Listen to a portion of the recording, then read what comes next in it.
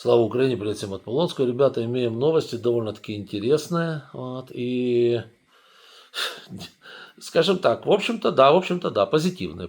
Итак, я вам только сегодня записывал ролик о том, что в Германии не избрали нового канцлера. Мерц не получил голоса. Да, это было буквально 4-5 часов назад.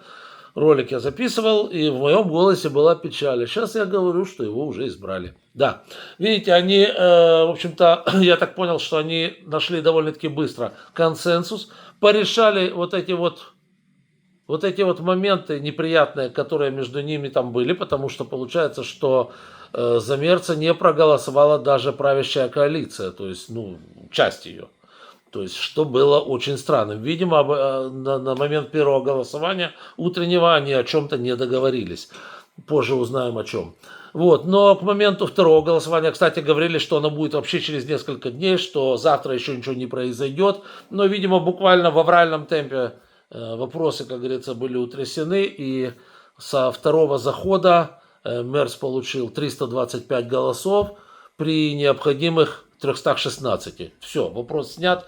В Германии есть новый канцлер, зовут его Мерц.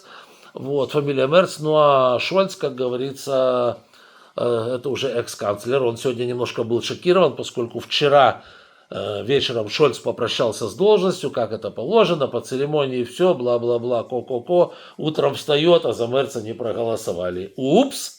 И Шольц остается канцлером, да, несмотря на то, что уже попрощался. Но нет. Мерц уже канцлер, есть коалиция ХДС, ХСС с социал-демократами. Ну, окей, хорошо, дай бог счастья и здоровья, как говорится. Вот, нам хорошо в том плане, что Мерц никогда в жизни не отказывался от помощи Украине. Более того, он даже настаивал от Шольца передавать Таурусы Украине. Посмотрим, знаете, когда ты в оппозиции, когда ты не являешься, на тебе не висит на загривке ответственность, ты можешь заявлять все, что угодно. Вот видите, как руководители НАТО, когда они становятся эксами, да, экс-руководитель, елки, он такой ястреб, что просто кошмар. Как только становится начальником, все. Как только он на должность, как только ответственность, все, он уже смирнее ягненка, да. Спокійніший за ягнятку. А тут, такое, посмотрим. То есть на Таурусы я бы сильно так уже не рассчитывал, но, ребята, там и без этого у нас есть чем бомбить Москву, там прямо сейчас очень весело. Они сбивают, там говорят, что Калужская Народная Республика послала какие-то дроны на московский УЛУС, то есть там что-то такое происходит. Не будем это сейчас трогать, позже будет информация, я вам расскажу. Да, ну и, коль мы уже затронули Калужскую Народную Республику, из которой сейчас дроны летят в московский УЛУС, то посмотрим, как там дела на болотах с деньгами. Дела, ребятки мои, хреново. Давайте я вам расскажу, что и как происходит, значит, с нефтью, поскольку нефть у них основной источник наполнения их долбанного бюджета. Да, так давайте посмотрим. Значит, смотрите. У них базовый курс, при котором просчитан их госбюджет, является там 69,7 доллара за баррель.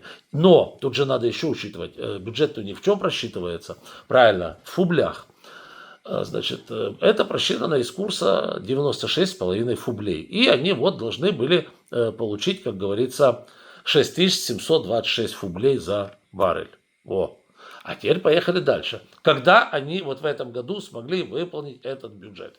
Значит, смотрите, я не буду сыпать цифрами, потому что вам это будет нудно. Только за январь скажу. В январе выполнили, да, даже перевыполнили на 1,5%, потому что курс доллара был сравнительно высоким, там больше сотни.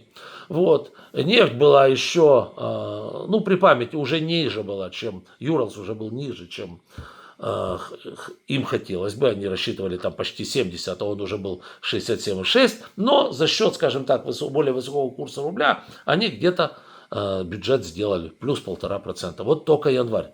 Потом покатило, Юралс начал падать. Напомню, что Brent у нас как бы основополагающая нефть, по ней все считают всю остальную нефть. Да, а вот Юралс, он всегда намного дешевле. Brent полетел вниз, ну а Юралс еще сильнее полетел вниз. Итак, в феврале, значит, во-первых, рубль стал дороже. Да, они стали меньше рублей получать за $1. И тут тоже, вот видите, их внутренний курс сыграл, который вроде бы был завышен. Ну, не то, что завышен, он стал выше. Сыграл с ними плохую шутку. И в результате того, что курс рубля поднялся, а юрль стал дешевле, они меньше долларов получили, они уже 14,5% к бюджету не получили. Да. А дальше вот это все продолжилось опять. И в марте они недополучили уже 24% к бюджету, представьте себе.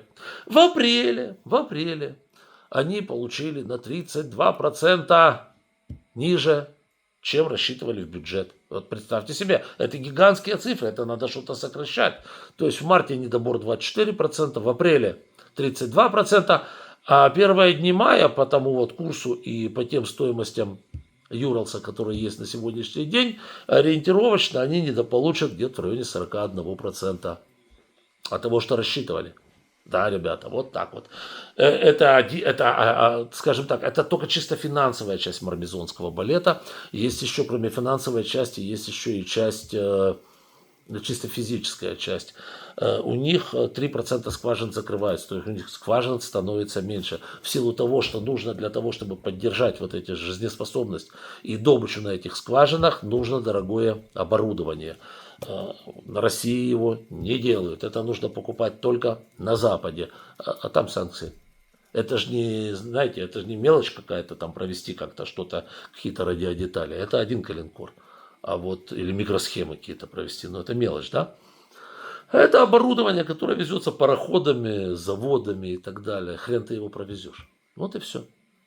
И, соответственно, кроме того, что чисто финансовой точки зрения, значит, цена на нефть упала, рубль поднялся, доходы меньше, так они еще и не все скважины могут использовать. Так это, чтобы вы понимали, там одно за другое, за третье. Так что воевать Путину, ну вот сейчас серьезно, они сейчас очень серьезно будут думать о том, чтобы каким-то образом выходить из этого, захватив наибольшее количество территорий, выходить из войны, да. Ну и еще одна новость, это куда же без Израиля и без хуситов. Без хуситов вообще жить невозможно, да, они сегодня делают погоду. Страна Йемен, за которую, я уверен, 90% из вас вообще нахрен никогда не думал, а кто-то даже, наверное, никогда и не слышал, что она существует. Но вот она сегодня делает погоду в мире. Помним, что пару дней назад в Израиль прилетела баллистическая ракета из Йемена. Ну, понятно, что иранская ракета, не эти же товарищи в Басалаптях ее сделали. Вот, и развалила там, значит, немножечко посадки апельсинов возле аэропорта, ну, буквально рядом с забором аэропорта, поэтому, конечно, попадание было довольно точным. Ну, израильтяне вчера ответили, ну, вот сегодня опять ответили. Вчера они разнесли полностью под ноль порт в Ходейде, это морской порт, через который, единственный большой порт, через который хуситы сами себя снабжают, эту часть Йемена, которая им подконтрольна. Вот. Ну а сегодня удар пришелся уже по Сане. Сана это столица вот этой части, их части Йемена. Напомню, часть Йемена, которая международно признанная, там столица Аден, это морской порт на юге Йемена. Вот. И, собственно говоря, нанесли удары, после которых, как говорят израильтяне, перестал существовать аэропорт Саны, международный аэропорт Саны перестал существовать.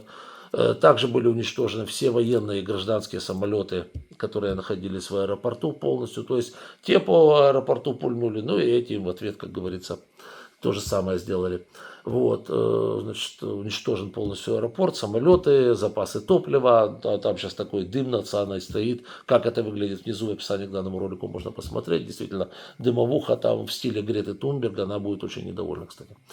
Да, так что и также сожгли нефтяные терминалы Йемена, в Йемене, что в Сане, что в Ходейде. То есть крупные вот эти вот баки с горючим, которые там были и с нефтью, они сожжены. Кстати, вот на заправках у них сейчас там очереди в Йемене, потому что им не совсем понятно, откуда они теперь будут брать тот самый бензин, керосин и так далее, солярку. Вот такие вот дела. То есть в Германии избрали канцлера, Израиль с Йеменом, как всегда, воюют. Вот.